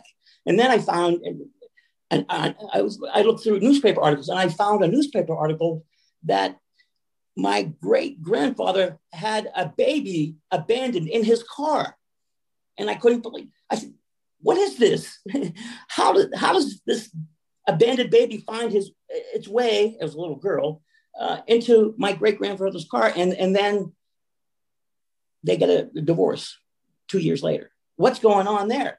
And this is the evidence that's already there of the family dysfunction, right? The interaction patterns are there if we look for them. And that's what Bowenian theory talks about anyways. You can identify these patterns, right? And they're there in the historical record. If you look, if it's far enough back, you can start to see some of these lines crisscrossing and disconnecting. And then I found out there's so much trauma in my mother's side of the family that you wouldn't believe it. People have died in crazy ways that I've mentioned it, that they were dealing with, you know? So you can reconcile this, to get back to Bradley's point, in a lot of different ways, right? Not just within yourself in therapy, but actually looking out into the historical record and trying to understand what happened historically. I mean, these people that I was related to came from severe poverty, and the alcoholism was horrendous. And I didn't even realize, of course, the Irish side was, but I found out my biological father was Slovakian. And that was one of the biggest issues that they were dealing with when they came over here was alcoholism. In fact, not just for them, but for their parents. They were trying to get away from their parents who were alcoholics. And that's one of the reasons why they came to this country, because it was so dysfunctional over there. So just to wrap it up, I mean, this is about reconciliation. And for me, it's restoration. That's restoration. So as painful as this process and journey is, I also think it can become very revelatory. I redid my family genogram, and there were things that I just totally missed the first time around because I didn't have awareness that you see patterns and things that were there existing for my information the entire time. But as Bradley shared, you see what you want to see, or you see what's available to you at a minimum. To be able to make, but I do, looking back on it, as painful as this journey has been, I am beginning to embrace the good, to embrace the blessings. I shared a story at the last conference that Bradley, you weren't at that conference, and Amy, you had the slide up there, but I had you take it down, where I talked about going to a women's retreat right before the pandemic really got underway in Hawaii. And you would think I'm at a women's retreat on the beach, in Hilo, Hawaii, I would just be in my element. And we were drawing pictures as part of the retreat. And I could not get my picture drawn. It was messy. It was disconnected. It was disjointed. Amy, I don't know if you can pull it back up because she did stick that in there for me. And I ended up leaving the retreat a little bit early because I started recognizing what Bradley talked about is I needed to do some self-care and remove myself from the situation because I was not doing well, right? And so my friend and I leave. We head to the airport the next day, and we have our little paintings that we've done. And she puts hers through the security box. There it is, right there. She puts hers through the security box and it goes right through. I'm really frustrated with my painting and how it came out. And I put mine in to go through security and it gets stuck. And no matter what the security people are trying, it will not unstick. And then finally somebody got it loose and they handed it to a security guy behind the conveyor instead of putting it back through. And when he gets to the other side and a security guy, big, hunk, NFL looking dude, picks up my painting and he looks at it and he asked me, did I purchase it? And I got kind of indignant and I let him know in no certain terms that I had painted it. And he looked at it and he said, so in a Hawaiian accent, you're feeling kind of messy, huh? Or you're feeling kind of messy. And it really, and I had put the MM on the side for messy middle, but he didn't know that's what the MM stood for, right? For me, but I was feeling messy middle. And so I said, well, yeah. And he looked at the painting and he said, I really like her. Mm-hmm. And he handed it to me. And when I got it back and I looked at it, it was that transformational moment for me, because in his saying, I like her as she is, I looked at it and looked back at him and said, I love her. And I know that was my moment where I was moving into acceptance about where I was in my journey. And it was just a process. So I just kind of, that's one of my, and so here in it, I call it navigating the messy middle. I showed my painting to Amy, and the first thing Amy says is, oh my God, I love her crown, right? So, and that was very validating when Amy said, I love her crown, because somewhere in my messy middle, I still managed to put a crown on my head, so.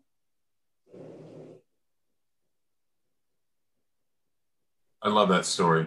Thank you for sharing that, Paulette.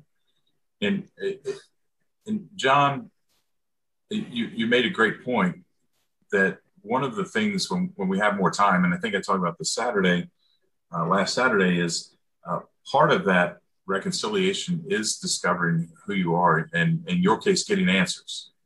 And I guess in my case, is getting answers. And I don't want to drag this out from a personal standpoint, but my mother was, and I'm not here to bash my mother, but masculinity was not allowed in my house when I was growing up. And so I kind of had this duality thing going as I got older. I was very athletic, very outgoing, and very physically competitive. And I played basketball and football, and now I do contact sports like jiu-jitsu and that kind of thing. So I had this duality thing going, of suppression, hiding that part of my identity from, in my household situation. Long story short, as part of my genealogy, and as I got older and I discovered that in my family history, I come from a long line of not only military service, but actually English knights. In my line, there's 4 of them from the English court, and a lot of nobility came over and settled Jamestown. I mean, there's a long, thick history here, and it suddenly made so much sense to me about who I was and why I acted the way, and all that had been hidden away from me. I don't know if my mother knew it or not, intentionally kept it. I'm not making that accusation. It's just something that I didn't know about myself. But so here I was raised in an environment that the masculinity was wrong, and being that way, being aggressive and being is wrong. And then I grow up and realize this is in my DNA. I inherited this from people, and it's part of who I am. And that also goes along with what I was talking about accepting the things in the new identity, especially for NPEs, as we do the research and we do discover, like you were talking about, it helps us understand who we are and where we come from. And then there are quirky things, we can adopt from that based, like, I'll use the Italian and the cooking, the recipe. If you never thought you were Italian, you find out you were Italian, and you want to embrace your Italian heritage, learn how to cook Italian. I mean, who doesn't love Italian, right? But I think that is you make a good point. That's a huge part of it, is just embracing the reality and then picking and choosing what you want as you put the pieces together and designing it how you need to design it to thrive and survive. I think that's what's important.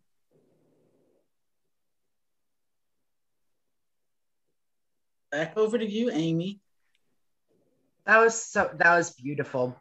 Everybody who shared, I'm so moved by what you've shared and how you've talked about this experience that's, so obviously painful. And of course, Brad, since you did the little piece on masculinity, I got to give my plug that I always say to Brad how meaningful and impressive it is to be a guy talking about feelings. Anytime I talk about mental health, I make sure to make the point that for men, there's even more stigma to talking about things in the realm of feelings. Then it's hard enough for women We make it even harder for men. So whenever there are men that are coming forward and living their best life and having feelings, it's definitely powerful and important to take note of. And again, just you can see why I love these people, right? Amazing. So much in this. And it is exciting, in as horrifying as it can be. It's also exciting because it really, these are the issues of our times, the sort of like how identity politics, who are we? How are we connected to other people? The sort of one of the biggest concerns we have as a people is division and disconnection and not talking to each other. And in some ways this NPE experience like really supersedes that. It shows that people are connected in ways that they never really understood. Just looking at the intergenerational trauma piece with this new technology, I think we're going to find more and more things that we never saw before. Doing research for a presentation, the oldest article about intergenerational trauma that has, grounding in the new science is like 2014. So we're at the cutting edge, looking at this issue, dealing with this issue. And they recognize now that as humans, we're impacted by 3 generations back, things that happen to those people, whether we've met them or lived with them or not. And that is still blowing my mind, in all honesty, right? And, Bradley kind of talked about the family stories, and so did Paulette. And there's so much trauma in so many histories of different types of people, different groups of people. And it's impacting us. We like to believe it might not be, but it is. Rosemary, go ahead. Put your hand up. You're on mute, Rosemary.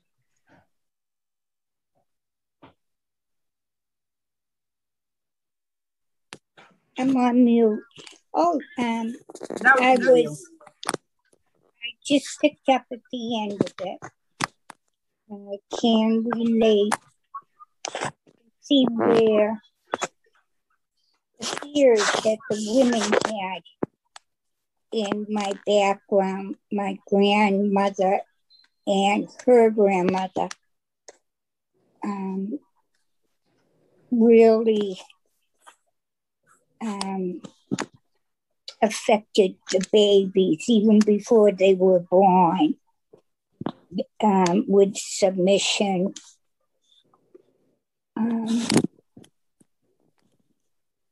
I know as a kid I was always anxious, and my aunt also was, and it was it was looked down on. Yeah, it's happened before you even got here. Like, there's so much stuff that is impacting you that you did not live through, and that's absolutely mind-blowing, really. You're right. I think I did, get that whole thing that if you're a woman who's pregnant and you're going through something rough, that's going to impact your baby's temper, right? We had the Dutch hunger winter. We saw that bear out, and that's kind of new, mind-blowing thinking. But it's even bigger than that. Not without having had any sort of physical contact with people, you're still impacted by them. Mind-blowing.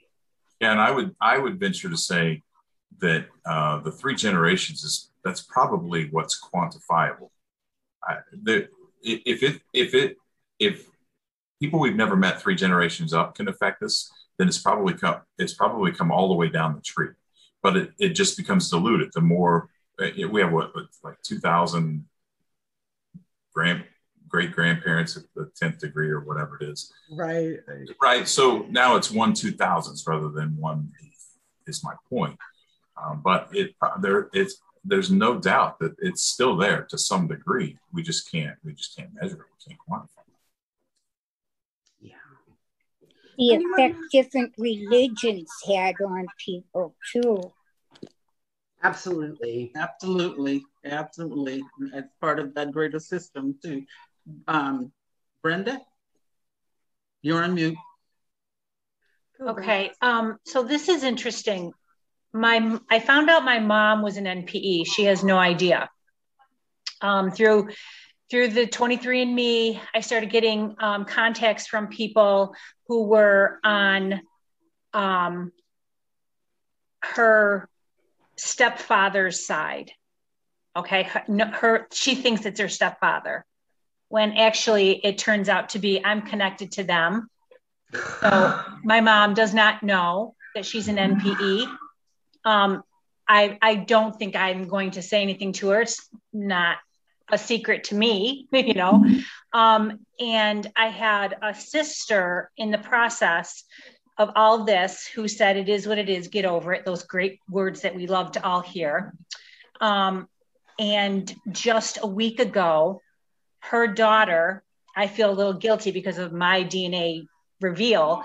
Her daughter decided to do the DNA test and asked her mother, do you have any problem with doing the DNA test? And she said, I don't have a problem with you doing the DNA test. I don't want any drama. I don't know who your father is. She's 35 years old. I love my niece to death. So I'm like in between, like I got two fires going, and I'm not saying anything to my mother. I've kept it to myself. My family home here is all that knows. I want to reach out to my niece, but I don't think it's my place quite yet, but to be there for her if she needs to going forward. So it kind of lets me, it explains my sister's actions of it is what it is, get over it, because she had her own secrets. And I'm like, dang. So I'm like, I'm just kind of, anyway, that's just new. Just that's just all just kind of relatively new. Wow. Crazy.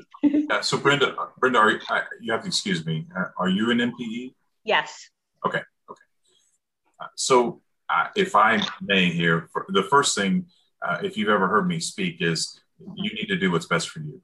And anybody that tells you what to do in this situation, run as far away as you can. If someone wants to give you advice from their standpoint, that's one thing, but you need to do what's best for you.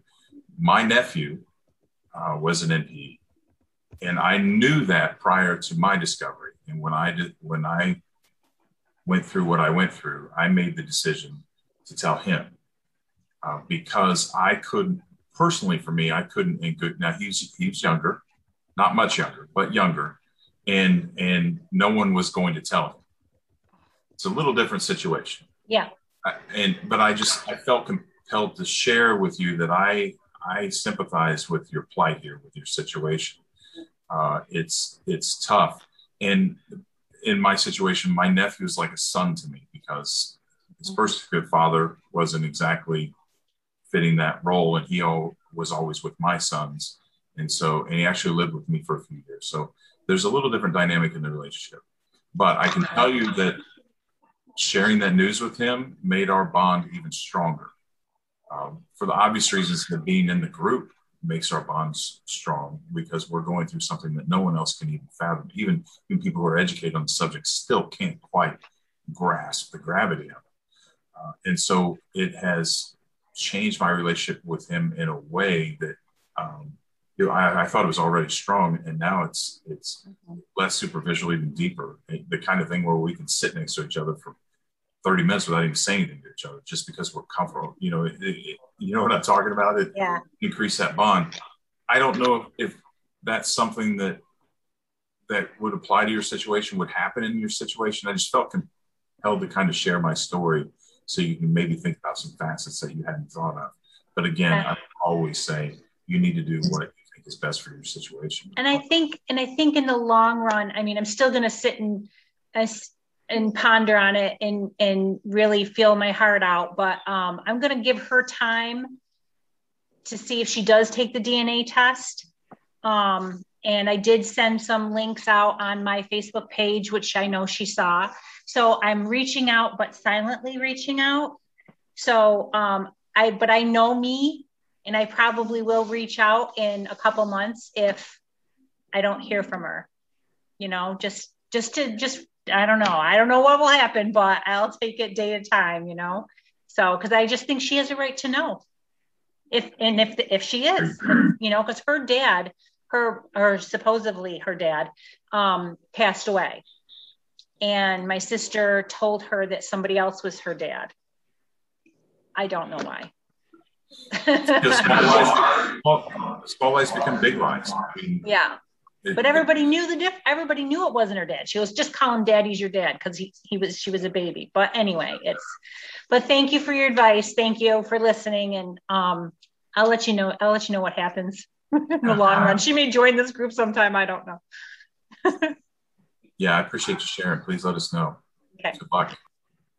Michaela has a hand up, so you can go ahead. If people need to leave at 2, Right, I was going to say, so Amy, fine. very quickly, I have another appointment that I need to be at. So I just want to say thank you for everyone that attended. Thank you for listening, sharing. Hopefully you found some tidbits that are helpful to you either in your own personal journey or your professional development.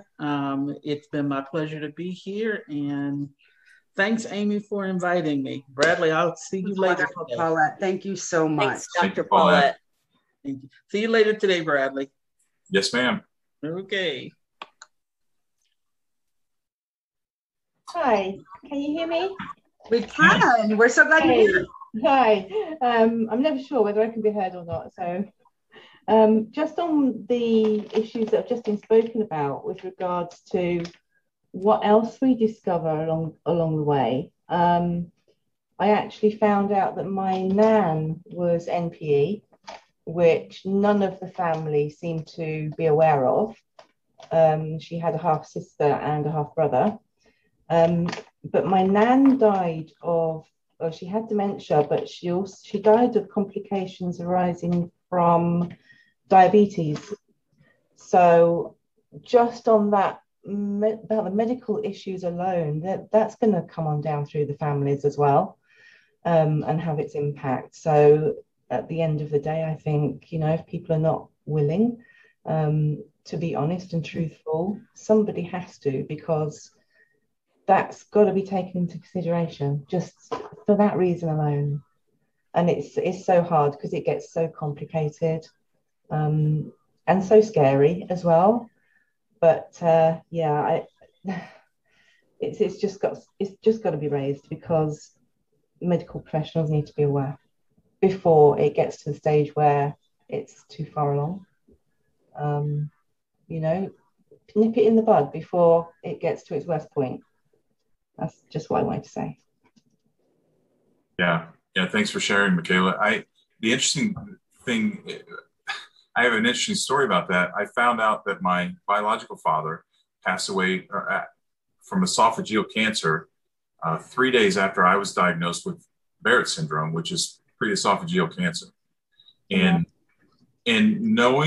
finding out that my biological father, he actually died of a heart attack, but it was complications from the esophageal cancer. Knowing that tidbit about my biological father, the diagnosis from the Barrett syndrome that I received came across way different. I thought about it way differently once I found it. It was a few days later.